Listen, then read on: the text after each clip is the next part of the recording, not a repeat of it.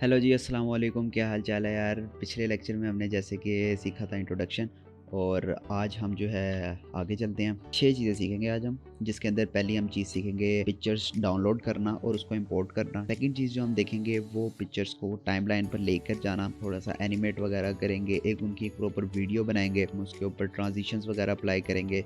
फिर उसके बाद हम उनके ऊपर स्केल, पोजीशन, रोटेशन, ट्रांसफॉर्म के जितने टूल्स हैं वो सारे अप्लाई करेंगे, ताकि आप लोगों को उसके बारे में थोड़ा सा आइडिया हो जाए। और उसके साथ भी रेंट पर हम उसके ऊपर बैकग्राउंड म्यूज़िक लगाएंगे, नॉन कॉपीराइट हम बैकग्राउंड म्यूज़िक लगाएंगे, ताकि आपकी वीडियो एक जो है वो फाइनल हो जाए।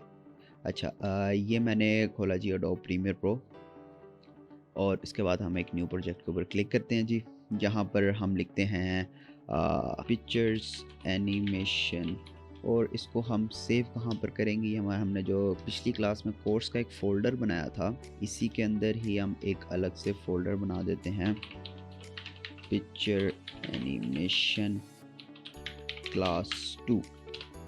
ये हमने बना लिया फ़ोल्डर। उसके बाद हम ओके पे प्रेस कर देते हैं।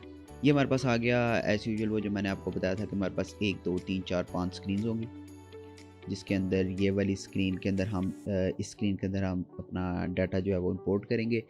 यहाँ पर जो है हम उसको व्यू करेंगे, और ये हमारी टाइमलाइन होगी, और ये जो होगा हमारा आउटपुट होगा। और यहाँ पर हमने डिफरेंट अगर इफ़ेक्ट्स वगैरह लगाने हैं, डिफरेंट चीज़ें करनी है, जिसके अंदर हमारी हिस्ट्री, हम क्या क्या कर रहे हैं, मार्कर्स हमने कितने अप्लाई किए हैं, लाइब्रेरीज़ ये आ गया, ठीक है, वॉल्यूमेट्री कलर मतलब हमने उसको ग्रेडिंग वगैरह करना है।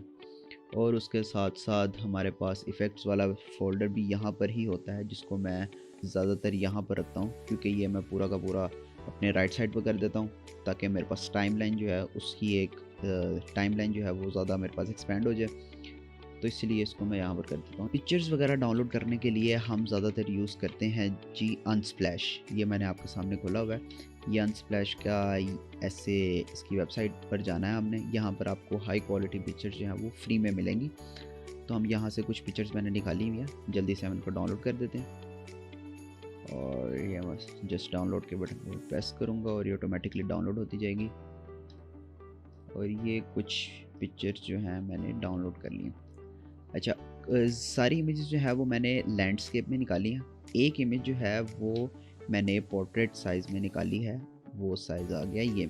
वो भी जस्ट आपको बताने के लिए कि क्या करना चाहिए अगर आपके पास एक पोर्ट्रेट साइज़ इमेज आ जाए लैंडस्केप्स के दरमियान में। ये हम गए डाउनलोड्स में, और डाउनलोड्स में गए हम, और ये हमारे पास आ गई 7 इमेजेस। मैंने इनको ड्रैग किया और यहाँ पर लाकर मैंने इसको कर दिया इंपोर्ट। एक तरीका तो ये मैंने आपको बताया था, और दूसरा तरीका मैंने आपको बताया था, अगर हम इसके ऊपर डबल क्लिक करते हैं, डाउनलोड्स में जाते हैं, यहाँ पर मेरे पास इमेजेस आ गई। इन सबको हमने पकड़ा और ओपन के ऊपर क्लिक कर दिया, तो ये यहाँ पर इंपोर्ट होने लग गई हैं। और उसके बाद हमने कहा था कि हम इनको ऑर्गेनाइज करके रखेंगे, हम इनको फ़ोल्डर्स बना कर रखेंगे। मैं इनका एक फ़ोल्डर बना लेता हूँ, और यहाँ पर मैं इस फोल्डर का नाम दे देता हूँ पिक्चर्स। हमारे पास एक फ़ोल्डर बन चुका है। अब इस फ़ोल्डर के अंदर हम गए, ये हमारी पिक्चर्स आ गई। सीक्वेंस के नाम से एक फ़ोल्डर बनाऊँगा, जिसके अंदर मेरे सारे के सारे सीक्वेंस आ जाएंगे। हम एक सीक्वेंस बना लेते हैं। ये मैंने बनाया एक सीक्वेंस, और हमने यहाँ पर नाम लिखना है। इसका नाम क्या लिखेंगे, पिक्चर एनिमेशन।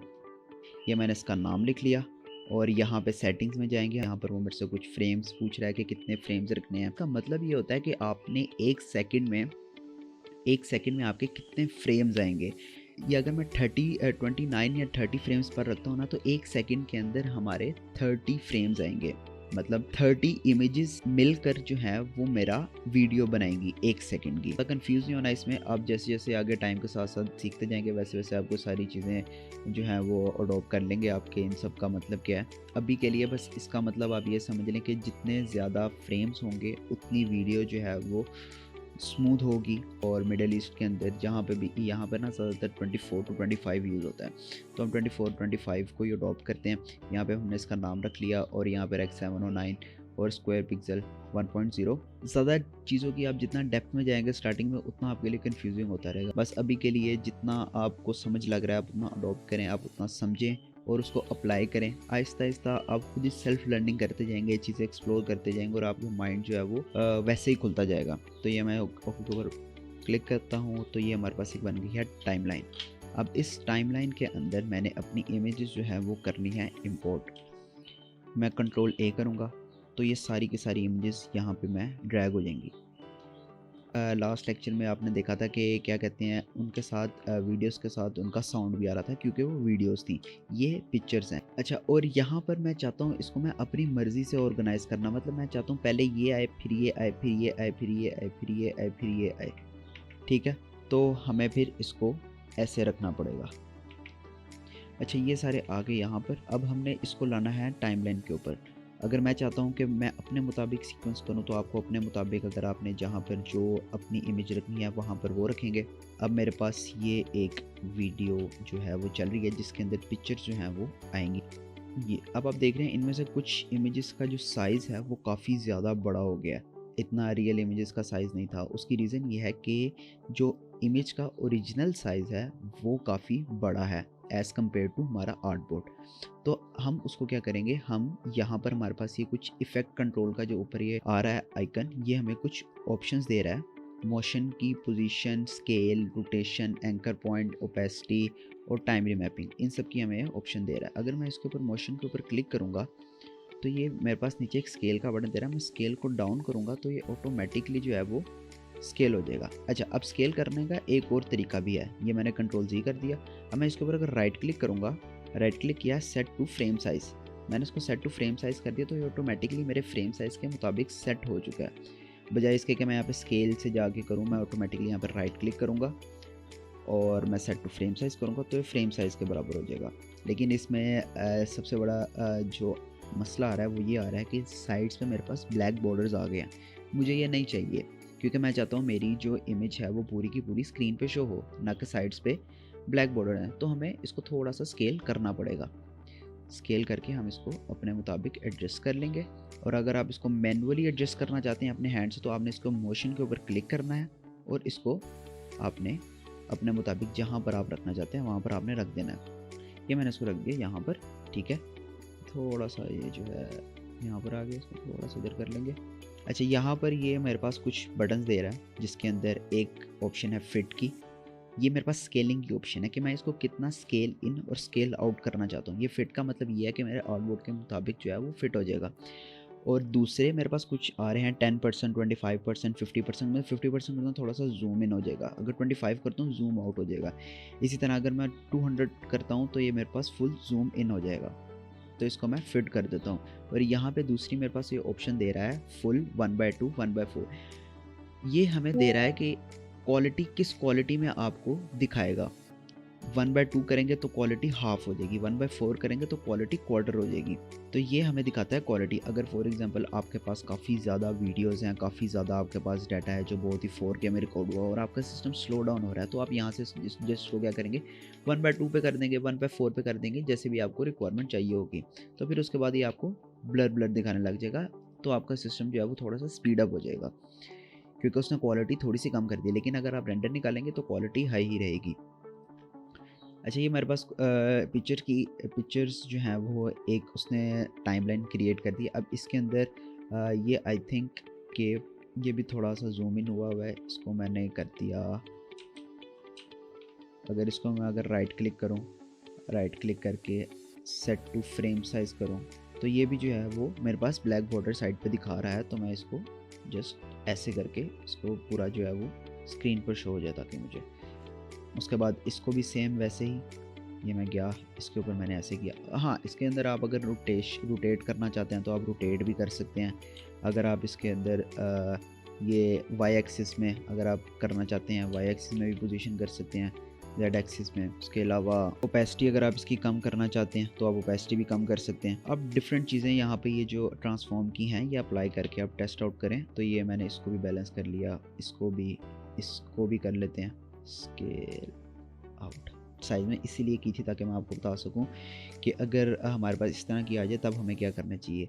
अच्छा, तब हमें या तो वैसे ही हमें या तो स्केल करना पड़ेगा, या तो अगर आप चाहते हैं कि आपकी पूरी की पूरी इमेज आए ताकि आपका कोई हिस्सा क्रॉप ना हो। फॉर एग्जांपल आप कोई डॉक्यूमेंट्री एडिट कर रहे हैं या आप कोई इवेंट जो है उसको कर रहे हैं और आप पिक्चर्स दिखाना चाहते हैं जिसमें फोटोग्राफर ने जो है वो पोर्ट्रेट साइज़ में जो है वो ले ली हैं इमेजेस, तो आपको फिर थोड़ा सा कॉम्प्रोमाइज़ करना पड़ेगा। या तो आप उसको डिफरेंट डिफरेंट जो है वो ऐसे करके, मतलब एक इमेज आप यहाँ पर रख लें सेंटर में, एक आप यहाँ पर रख लें और एक इमेज जो है आप यहाँ पर रख लें, ताकि आप 3 डिफरेंट इमेजेस जो है वो आप रख लें ताकि आपका फ्रेम जो है वो बुरा ना लगे, बजाय इसके कि आप एक ही रख लें और साइडों पे ब्लैक बॉर्डर्स हैं।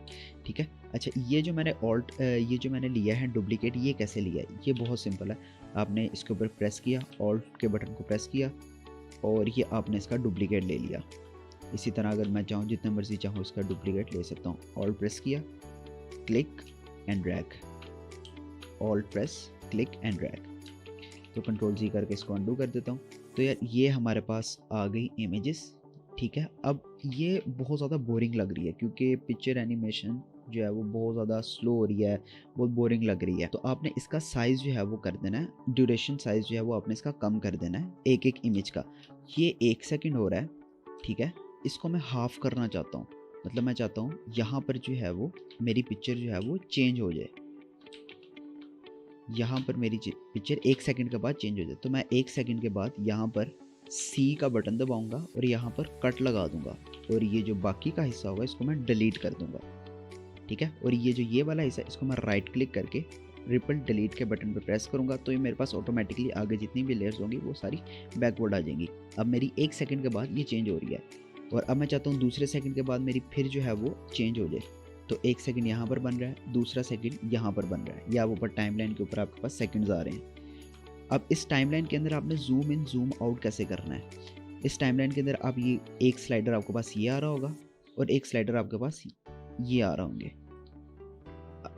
अगर आपने इस स्लाइडर के अंदर जूम करना है तो आप इसको यहाँ से ऐसे करेंगे तो ये जूम इन हो जाएगा, लेफ्ट साइड पर लेके जाएंगे और राइट साइड पर लेकर जाएंगे तो जूम आउट हो जाएगा। ठीक है। और इसका दूसरा वे जो है वो ये है कि आप ऑल्ट का बटन प्रेस करें और अपने माउस के स्क्रोलर के साथ इसको अप एंड डाउन करें तो आपके पास ये इन और आउट हो जाएगा जूम। तो हमने सेकंड पे जो है वो करना था इसको चेंज। ये हमारे पास दूसरा सेकंड बन रहा है यहाँ पर मैंने इसको करना है सी, कट लगाया और इसको मैंने कर दिया डिलीट। ये मेरे पास हो गया डिलीट। यहाँ पर मैं इसको राइट क्लिक करूँगा, रिपल डिलीट, ये मेरे पास डिलीट हो गया। और इसी तरह 3 सेकंड के बाद दोबारा से सी का बटन प्रेस किया, यहाँ पर कट लगाया और इसको पकड़ा और इसको किया हमने डिलीट और ये हो गया delete. Right click, ripple delete. अब 4 सेकंड के बाद दोबारा से इसको भी हमने सी, कट, वी का बटन प्रेस किया, दोबारा सिलेक्शन टूल आ जाएगा आपके पास, बटन प्रेस करेंगे तो आपके पास कटर आ जाएगा वी सी। अब हमारे पास 5 सेकंड के बाद हमने जाकर फिर जो है इसके ऊपर कट लगाना है। 5 सेकंड पर आगे यहाँ पर हमने इसके ऊपर कट लगाया, वी का बटन प्रेस किया और यहाँ पर हमने इसको कर दिया delete. Right click, ripple delete. और उसके बाद हम गए दोबारा 6 सेकंड के ऊपर, यहाँ पर गए सी का बटन प्रेस किया, कट लगाया, वी का बटन प्रेस किया और यहाँ से इसको कर दिया हमने डिलीट। ईजी है यार, मुश्किल नहीं है, आपने कंफ्यूज नहीं होना। आहिस्ता आहिस्ता आपको खुद ही ऑटोमेटिकली जो है वो चीज़ें क्लियर होती जाएंगी। सी का बटन प्रेस किया, कट लगाया, वी का बटन दबाया, इसको कर दिया डिलीट। अब मेरे पास यहाँ पर ये हो रही है एनिमेशन, एक एक सेकंड के बाद इसमें इमेज चेंज हो रही है, तो ये थोड़ा सा अच्छा लग रहा है, बोरिंग नहीं लग रहा। इसके पीछे अगर आपका फॉर एग्जांपल आप साउंड ओवर लगा लें जिसके अंदर आप इमेजेस जो हैं वो एक्सप्लेन हो रही हैं, इमेजेस के ये जो सी लोकेशन है इनके नाम आ रहे हैं और साथ बैकग्राउंड म्यूज़िक लगाने, तो आपकी एक छोटी सी डॉक्यूमेंट्री टाइप जो है वो बन सकती है। ठीक है। ये हमारे पास हो गया। अब इसके बीच में हम लगाते हैं ट्रांजिशंस लगाते हैं। अब ट्रांजिशन हमारे पास कहाँ आती हैं जी? ट्रांजिशन हमारे पास आती हैं इफ़ेक्ट्स और यहाँ पर आएगा हमारे पास वीडियो ट्रांजिशन। ये हमारे पास आ गई वीडियो ट्रांजिशन। अब इसके अंदर कुछ ट्रांजिशन हमें एडोब प्रीमियर जो है वो बाय डिफ़ॉल्ट देता है और कुछ हमें अपने पसंद के मुताबिक जो है वो डाउनलोड करनी पड़ती हैं। तो ना अप्लाई करके देखते हैं। पहली आ गई क्यूब स्पिन। क्यूब स्पिन को यहाँ से हमने क्लिक किया, ड्रैग किया और यहाँ पर लाके इन इमेजेस के सेंटर में हमने इसको छोड़ दिया, तो हमारे पास जो है वो कुछ ऐसी ट्रांजिशन आएगी। ये हमारे पास ऐसी ट्रांजिशन है कि हम कोई और डिज़ोल्व में जाते हैं, यहाँ से हम क्रॉस डिज़ोल्व फॉर एग्जांपल करते हैं, तो क्रॉस डिज़ोल्व में हमारे पास ये ऐसे ट्रांजिशन ये वाली अप्लाई हो गई। अगर मैं कोई दूसरी ट्रांजिशन अप्लाई करूँ फिल्म डिज़ोल्व, तो ये आ जाएगी जी यहाँ पर ऐसे। अच्छा ये मैं डिलीट नहीं किया था शायद इसका ना, एक सेकंड के बाद इसको डिलीट कर देते हैं। हम यहाँ से एक और दूसरी ट्राई कर लेते हैं। अच्छा अब यहाँ पर ये ना मुझे सारी येलो लाइन दिखा रहा है, बीच में ना कुछ पार्ट जो है ना रेड। दूसरा अप्लाई करते हैं आयरस क्रॉस, तो ये देखते हैं ये कैसा रहेगा।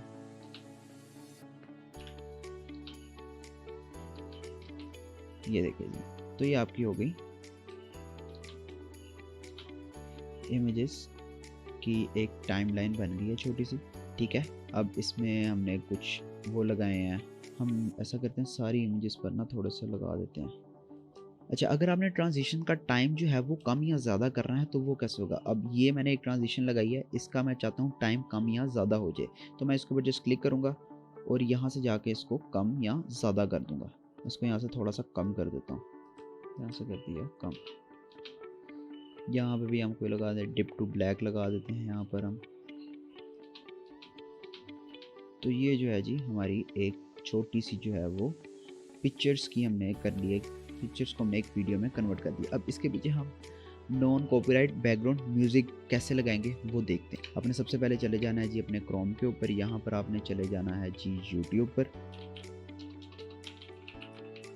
ये मैं चला गया यूट्यूब के ऊपर, यहाँ पर मैं लिखूँगा नॉन कॉपीराइट म्यूज़िक, तो मेरे पास नॉन कॉपीराइट जो है वो म्यूज़िक आ जाएंगे जितने भी होंगे, ये सब नॉन कॉपीराइट होते हैं।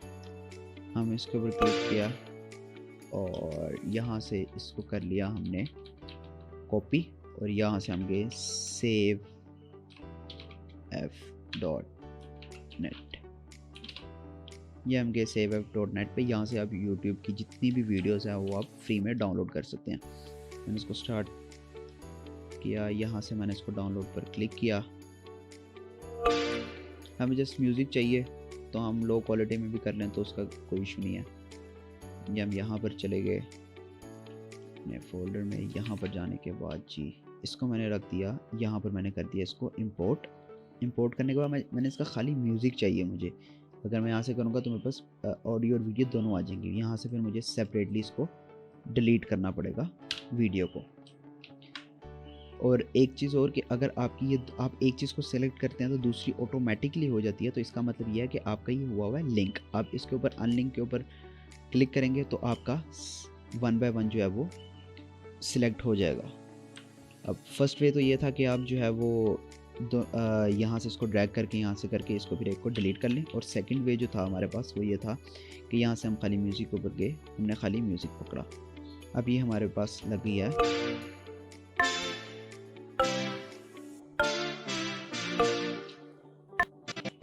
और यहाँ पे हमने इसको कर दिया ड्रॉप। अच्छा अब यहाँ पर ये अगर हम इसके ऊपर अगर हम माउस का कर्सर इस वाली लेयर पर लेके जाएं और ऑल्ट दबा के स्क्रॉल अप करें तो आपके पास ये जो है वो लेयर बड़ी हो जाएगी। अब यहाँ पर वो बीट्स दिखा रहा है कि इस म्यूज़िक में कहाँ कहाँ बीट्स है। अगर आप इन बीट्स के मुताबिक जो है अपनी पिक्चर्स रखें तो वो थोड़ा सा अच्छा लगता है। एक आपकी बीट के साथ मैच हुई भी आपकी जो है वो आउटपुट आती है।